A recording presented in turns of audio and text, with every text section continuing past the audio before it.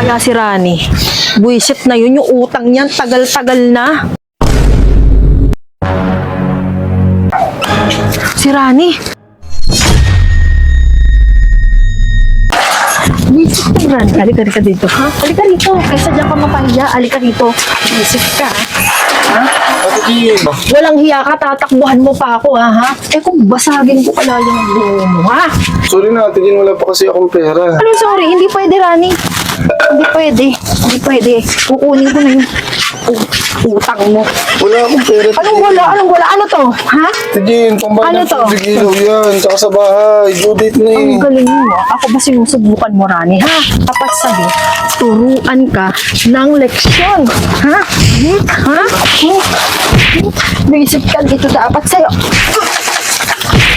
Ha? Ano? Magtatanda ka na, ha? Hindi pa nga ako kumakain. Ay, hindi ka pa kumakain. Tawag. Ayan. Ano? Magtatanda ka na, ha? Naiintindihan mo? Tumayo ka dyan. Tumayo ka. Please ka talaga eh. Grabe ka talaga. Hindi ko akalain may taong kagaya mo. Wala akong pakialam. Ha? Sama-sama mo. Lahat ng ito. Hindi mo ba alam, Rani? Ang tumal-tumal ngayon, kaya pasensyahan tayo. Galing. Tumayo ka na nga dyan. Tumayo ka dyan. Hindi pwede sa akin yan, ha? Alam. Lumayas ka na dito. Bisip ka.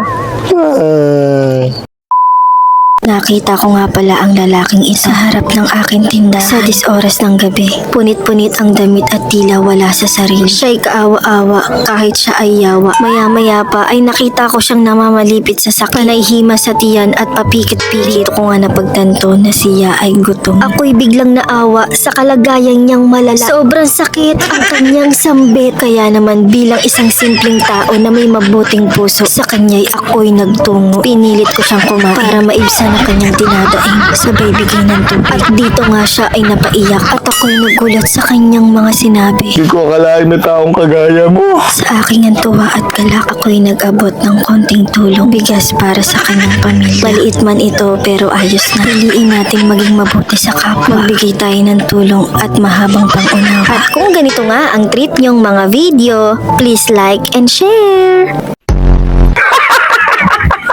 Passive income baka mo?